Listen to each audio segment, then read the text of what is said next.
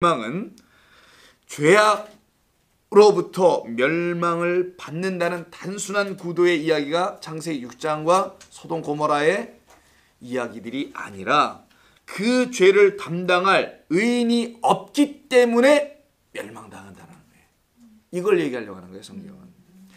세상의 죄악 때문에 멸망당한다는 말이 아니라 의인이 없어 멸망당한다는 걸 성경이 알려주는 거예요. 만약에 죄악 때문에 멸망당한다 그러면 답이 없어요. 거기는 다 그냥 멸망이야. 근데 의인이 없어서 멸망당한다면 의인을 달라고 해야 될 거 아니겠어요. 그건 힌트로 키로 주신 거잖아요. 세상은 의인이 없어서 멸망당하는 거예요. 그럼 하나님 의인을 주세요. 하나님은 다 하실 수 있으니까. 전지전능을 이때 쓰는 거예요. 다른 때 쓰는 게 아니라 그 슈퍼 파워를 갖고 계신 하나님은 이런 때 쓰는 겁니다. 당신이 전지전능하시니까 그 의인을 우리에게 주세요. 이걸 구하라, 찾으라, 두드리라는 거예요. 이걸 아는 자들만 두드리게 됩니다. 그러니까 자기의 죄악을 보고 거기서 좌절하지 않게 되죠. 내게 그 의인만 있으면 나는 살아난다는 메시지를 들었기 때문인 거예요. 자, 그러면 우리가 이 말씀을 계속 지금 갑자기 마태복음 가다 엉뚱한 데 돌아와서 지금 이야기를 계속해서 여러분들이 다 길을 잃은 것처럼 보여지는데 하나도 잃지 않은 겁니다. 우리는 계속해서 그 은혜의 복음을 이야기하는 것 뿐인 거예요. 그 은혜의 복음은 그 의인으로 말미암아 산다는, 그래서 의인을 보내주세요. 그럼 하나님은 보내줄게. 그 의인이 필요한 자들에게. 그래서 내가 의인을 부르러 온 것이 아니요 내가 의인이니 죄인을 부르러 왔다고 예수님이 말씀하신 거예요. 자, 그래서 죄를 담당할 의인이 없기 때문에 이 땅이 소돔과 고모라로 멸망하는 것이지 라는 것을 들으라 된다는 것입니다. 의인이라고 하고는 하나도 없는 이 세상에서 잃어버린 양들인 우리라는, 자, 영화 브라이언 일병이라고 아세요? 브라이언 일병 구하기라는 영화 한번 생각해 보신 분들은 그 우리라는 잃어버린, 전쟁터에서 잃어버린, 원수라는 적에게 빼앗겨버린, 그래서 포로 상태, 피를 질질 흘리고 있는 그 브라이언 일병 구하기의 영화의 내용처럼 그렇게 포로가 되어 있는 우리라는 존재들에게 찾아오셔서 우리를 거기에서 구원해 내시는 그 세상의 유일한 의인, 그게 바로 예수인 거예요.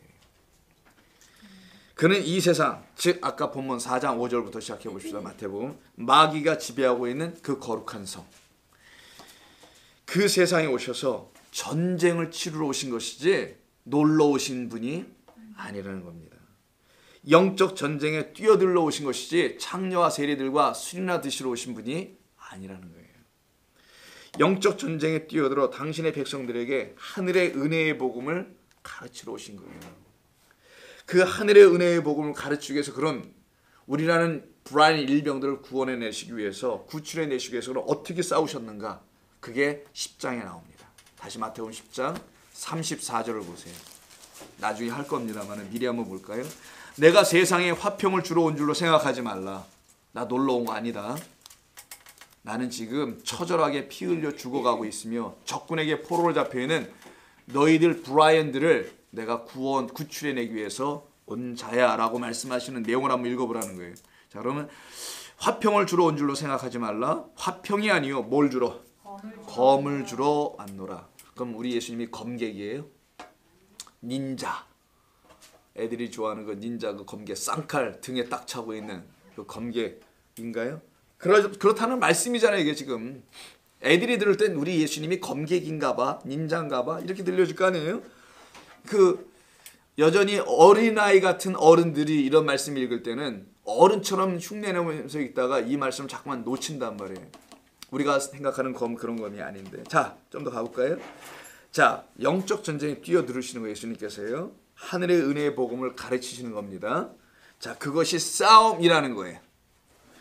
자, 그래서 마태복음 10장 34절에서 내가 세상에 검을 주러 왔다, 칼을 주러 왔다. 그 말은 자체가 싸우시겠다는 것이죠. 뭐하고 싸우시겠다는 거예요? 거짓된 선지자들과 싸우시죠, 항상.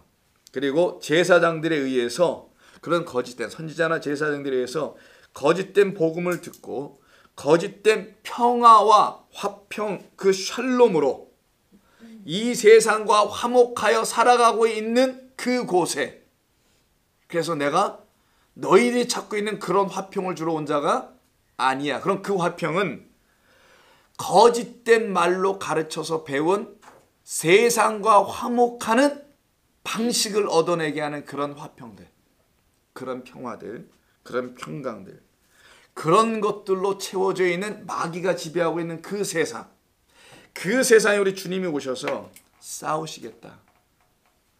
내가 칼로 그것을 베어 내겠다라는 말씀이에요. 그래서 세상과 화목하여 세상의 것들을 얻고 취하고 있는 그 거짓된 평화를 주러 온 것이 내가 아니야라는 거예요. 예수님께서 평화를 주러 오시지 않았다. 화평을 주러 오시지 않았다. 뭐 평안을 주러 오시지 않았다. 근데 그 앞에 붙은 게 있잖아요. 무슨 평화? 세상에 평화를 주러 온 것이 아니라 세상이라는 말을 좀 주목하라는 겁니다. 세상이 원하는 그 평화를 내가 주러 온 게 아니라는 거예요. 그럼 세상도 평화를 준다는 거. 평화니까 peace. 여러분들이 생각하는 세상의 평화, 전쟁이 좀 시리아에서 없어야 되고 뭐 이런 평화를 얘기하는데 성경은 그런 평화를 얘기하지 않습니다. 그런 피스메이커라고 소위에서 말하는 그런 걸 얘기하는 게 아니에요. 피스키퍼라고 하나? 평화 유지군? 뭐 이런 거 그런 걸 말씀하시는 게 아니란 말이에요. 자, 그러면 오히려 예수님께서 말씀하시려는 건 뭐냐? 그 거짓된 화평으로 세상과 하나가 되어 그 세상으로부터 뭔가 얻어내려고 하는 자들. 그래서 세상과 평화를 이루어야 한다는 그 사람들이 있어요. 화평을 이루어야만이 뭔가 얻어내요. 여러분 세상 안 사세요? 다 아시잖아. 세상과 화평을 이루어내야만이 얻어낼 수 있는 것들이 있어요. 내가 그런 걸 너희에게 덤으로 더 주려고 온 자가 아니야. 너희들이 원하는 세상으로부터 얻어낼 수 있다고 생각하는 그런 평화가 있어요. 평강, 화평, 잘 나가는 거. 나를 그런 존재로 보지 말라는 거예요. 내가 너희들이 원하는 그 세상의 화평으로 말미암아 얻게 되는 그것을 주려고 온 자도 아니며 나에게 그걸 구할 수도 없으며 난 주지도 않아. 이런 얘기예요. 근데 많은 사람들이 예수님을 그렇게 믿잖아요. 자기가 이 세상을 살아가면서 필요한 것들을 구하잖아요. 나 그런 거 주러 온 것이 아니라는 것인데도 불구하고 예, 저기 밖에 있는 남의 얘기가 아닙니다. 이거는 우리들의 이야기지. 그래서 오히려 예수님께서는요, 이 거짓된 화평을 깨시고 부수시고 참된 평화 화평을 주시고자 오신 거고요. 그래서 먼저 검을 주신다는 말씀을 하시는 거예요. 아픈 얘기부터 먼저 꺼내시는 거죠. 잘라내는 거니까 검은 끊어버리는 것이니까 세상과 나를 끊어버리는 것이니까 그게 세상 사는 우리가 들을 때 좋겠냐고요, 여러분. 하나도 안 좋아야 맞는 거예요. 그걸 교회에서 얘기하지 않으니까 교회 오는 게 사람들은 너무 기쁜 거야. 괜찮은 거야. 교회 올만해. 근데 교회 오는데 교회에서는 자꾸만 이상한 얘기만 해줘. 듣고 싶지 않은 얘기. 아주 그냥 기분 나쁜 얘기만 골라서 해. 그들이 교회 오겠냐고요. 그래서 우리 교회가 부흥이 안 됩니다. 수적으로는 절대로 안 돼요. 단 한 번이라도 그런 말을 안 해주려고 하니까. 한 번이라도 여러분 이 세상에서 잘 살 거라, 잘 나갈 거라 그런 얘기 안 해줍니다. 여러분 잘 못 나가라 얘기하는 거 아니에요. 잘 사세요. 돈 많이 벌고. 그러나 여러분들은 그것이 신앙이 아니라는 것을 반드시 알고 살아가라는 거예요. 그것 구하러 오는 거면 주변에 교회들 많이 있어요. 거기로 가시면 돼요. 빨리. 거기 가서 구하고 거기서 받으세요. 여기는 그런 거 줄 수 있는 데가 아니라는 거 알면 되는 겁니다. 여기 이 교회가 아니라 우리 주님은 그런 걸 주는 게 아니라는 것으로 알면 된다는 거예요. 자, 그러면 이 칼에 맞아 죽어야 한다는 것인데, 이 칼에 맞아 죽는다는 그 말 자체가 굉장히 섬뜩합니다만은 한때 조폭에 몸을 담궜던 사람들은 다 알 겁니다. 등짝에 문신 갖고 있는 분들만 다 아실 거예요. 앞자기도 있나? 그래서 앞뒤에 자기 자신이 누군지를 알게 하기 위해서 착하게 하라고 써도 다니고 했던 그 조폭 있죠? 왕년에 뭐 좀 씹었던 분들, 여기는 한 분도 없네. 그런 분들이. 칼 맞아, 칼. 예수님의 칼에 맞는 건데 왜 칼을 맞게 하시냐? 그것은 우리를 베어버리는 겁니다. 자, 그럼 성경에서 칼로 베어버린다라는 말로 두 글자로 줄이면은 그걸 할례라고 하는 거예요. 칼로 베어버리는 겁니다. 할례. 우리라는 껍데기로 장식되어 있는 우리를 쳐서 그 껍데기를 벗겨내면 우리의 속 알맹이가 보인단 말이에요. 자, 우리의 민낯이 드러난다는 거예요. 여러분들 뭐요? 그 화장 지우는 걸 뭐라 그래? 이걸 머리 한번 쭉 하면 지워지잖아요. 지워지면서 여러분의 민낯이 드러나죠.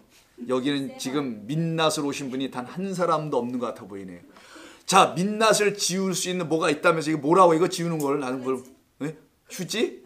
클렌징. 그렇지. 클렌징이라고 그러죠. 뭐 클렌징. 자, 좋아요. 클렌징인지 뭐 징징인지 그걸로 지우면은 여러분 지워서 자기 민낯이 드러나잖아요. 예수님께서 칼로 벤다는 거 바로 그런 얘기입니다. 너희가 누구인지를 내가 알게 해주겠다는 것이지 내 칼 맞고 죽으라는 얘기가 아니에요. 자, 그럼 그 우리의 표피, 겉표피를 베어버리게 하는 그 일을 하시러 오신 건데, 그럼 우리의 표피를 성경에선 우리의 겉껍데기로 성경은 뭐라고 얘기하냐면 그걸 율법이라고 하는 거예요. 사람들이 율법을 굉장히 어렵게 생각하는데, 자, 여기까지는 듣기에 크게 어려웠지 않았죠. 율법만 나오면 우리가 이제 개인이 어려워져. 율법은 성경에 있는 이 성경의 뭐 십계명을 율법이라는 것뿐만이 아니라요. 작게 얘기하면 그것도 율법이지. 그냥 껍데기라고 생각하면 돼. 껍데기. 하나님의 말씀을 잘못 이해해버리는 거. 하나님의 말씀을 껍데기로만 봐버린 거. 이 율법이라는 것 안에 담겨있는 걸 못 보는 거. 그래서 그 못 본 것을 가지고, 즉 껍데기만 가지고 하나님을 믿어보겠다는 모든 행위를 율법적 신앙이라고 하는 거예요. 하나님의 율법이 잘못됐다는 말이 아니라 그게 어떻게 잘못돼? 경을 칠 일이지. 그거는 경청동지라고 합니까? 그런 거 갖다가 그 율법이 아닌 하나님의 말씀을 잘못 보거나 껍데기로만 버텨 겉핥기는 하는 거야. 수박을 가서 수박 이렇게 생긴 거야? 나 맛을 봤어. 어떻게? 혀로 핥아봤어. 그게 수박 먹은 사람입니까? 아니잖아요. 그걸 쪼개서 안에 빨간 것을 맛을 봐야만이 그게 여러분 수박 맛 아니겠어요. 근데 이스라엘 백성들이 어떻게 한 거냐면 이 껍데기 그것만 핥아버린 거예요. 그럼 호박을 핥은 거나 수박을 핥은 거나 그게 그거 아니겠어요. 호박 핥고 사람도 나 수박 먹었다 말할 수밖에 없고, 수박 핥은 사람도 호박 먹었다 해도 말해도 상관없을 그 정도를 말하는 걸 갖다가 껍데기라고 표현하는 건데, 그 껍질로 이렇게 쌓여져 있는 그 존재들, 이게 바로 스스로 거룩하다고 말하는 그 도성의 사람들을 말한다는 겁니다. 근데 그게 왜 이렇게 됐냐? 그 안에 있는 내용, 율법이 말하려고 하는 진의가 있어요. 진의를 듣지 못했던 거예요. 그 못하고 있는 것을 세상이라고 하는 겁니다. 그냥 전부 다 그걸 표현해서 세상이라는 걸 교회, 뭐 유대교, 기독교 이런 것만 말하는 게 아니라 이 전체를 세상. 그래서 하나님의 말씀으로 지어진 이 세상을 자기들의 생각으로 봐버려. 그리고 뭔가를 만들어내. 그걸 철학이라고 하죠. 그걸 문화라고도 합니다. 뭐 문명이라고 하고요. 혹은 종교라고도 하는 거예요. 그래서 각종 모든 종교는 껍데기만 바라보고 거기서 뭔가를 깨달았다고 하면서 이야기를 하는 그것을 갖다가 세상이라고도 하는 거예요. 성경에서는. 그런 세상에 오신 게 예수님이지 무슨 한국에 오셨니 뭐 미국에 오셨니 이런 세상을 말하는 게 아닌 거예요. 자, 그러면 그 껍데기를 베어버리는 것이 아까 뭐라고 그랬어요? 할례. 자, 할례라는 거예요. 할례. 할례가 무엇인지를 가르쳐주는 내용이 오늘 우리 주님께서 검을 준다는 말씀 속에 담아놓은 겁니다. 그럼 할례가 처음 나온 데는 창세기 17장. 그래서 우리가 지금 힘들어도 창세기 계속 공부하는 이유가, 말씀을 기본 거기서부터 시작하는 이유가 모든 건 다 창세기에 다 담겨 있어요. 17장 한번 보실까요? 17장 10절 이하에 아브라함에게 처음으로 할례가 무엇인지 가르쳐 주시는 거예요. 17장 10절 이하에 나옵니다. 자, 10절. 자, 너희 중 남자는 다 할례를 받으라. 이것이 나와 너희와 너희 후손 사이에 지킬 내 언약이라 라고 시작하죠. 그래서 난지 뭐 8일 만에 하라 이런 쭉 이야기가 나옵니다. 근데 13절을 보세요. 근데 이 할례는 하는 이유가 내 언약이 너희 살에 있다라는 걸 알려주기 위해서. 그래서 살은 베어버려낸 그 살은 증표로서 남아있다라는 거예요. 뭐가 남아야 되냐? 영원한 언약이 있음을 알으라는 겁니다. 그래서 할례를 받지 아니한 남자 곧 그 포피를 베지 아니한 자는 백성 중에서 끊어지리니 그가 내 언약을 배반하였다라고 말씀하시죠. 그럼 할례의 목적이 나옵니다. 영원한 언약이었으며 이 언약의 표징으로 할례라는 것을 행하게 한 것뿐이에요. 그래서 할례의 목적은 14절 그래서 말씀한 것처럼 하나님과의 관계에서 끊어지지 않게 하는 게 할례의 목적이었던 거예요. 아브라함아, 넌 내 백성이야. 넌 내게서 끊어지면 안 돼. 이것을 알게 해주신 그런 외적 증거가 할례, 베어버린다라는 겁니다.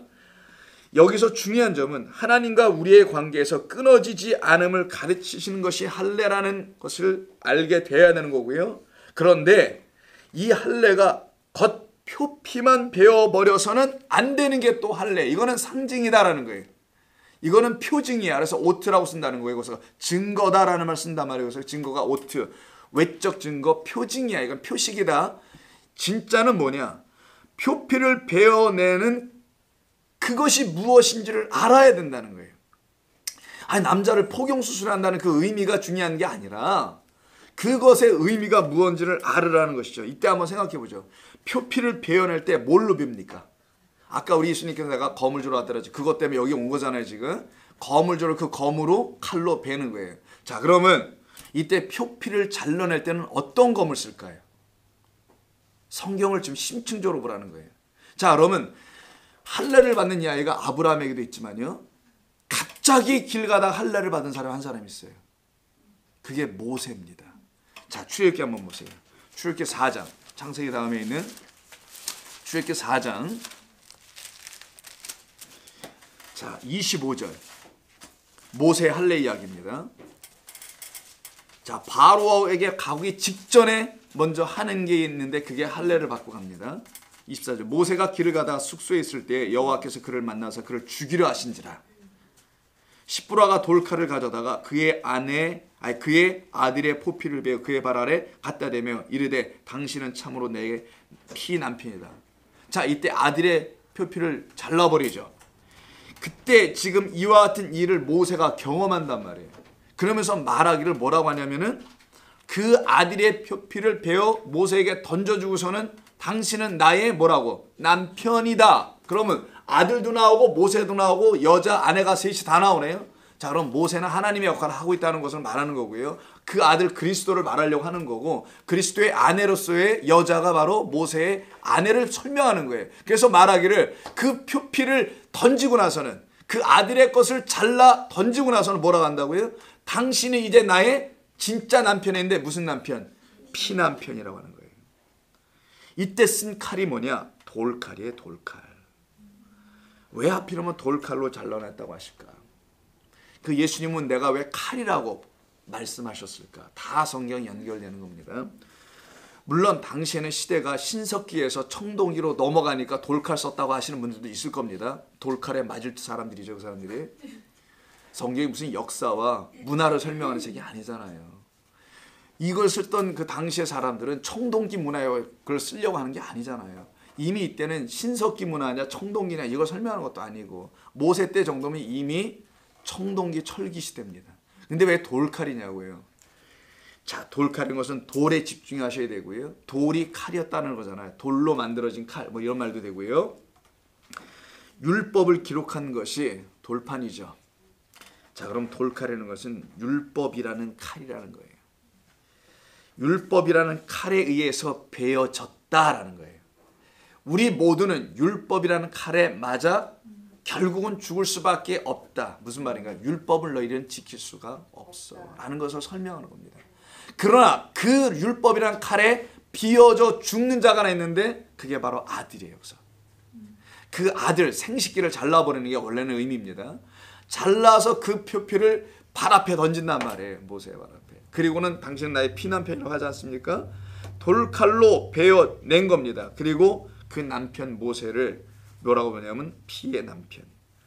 자, 좀 전에 제가 힌트를 드렸던 것처럼 우리라는 신부들을 놓고 얘기하는 겁니다. 우리라는 그 아내들을 놓고 얘기하는 거예요. 자, 예수의 신부들은 즉 우리의 신랑 예수를 베어 피를 흘리게 해야 할 자들이라는 사실은 설명한 거예요. 자, 모세가 지금 어디 가고 있는 겁니까? 애굽으로 가요. 애굽 뭐하러? 귀경 가는 게 아니잖아요, 이게 지금. 백성, 내 백성을 구하러 가는 거예요. 하나님의 백성들. 그들을 이 세상의 여자라고 하는 겁니다. 성경은 하나님의 아내, 하나님을 남편으로 다시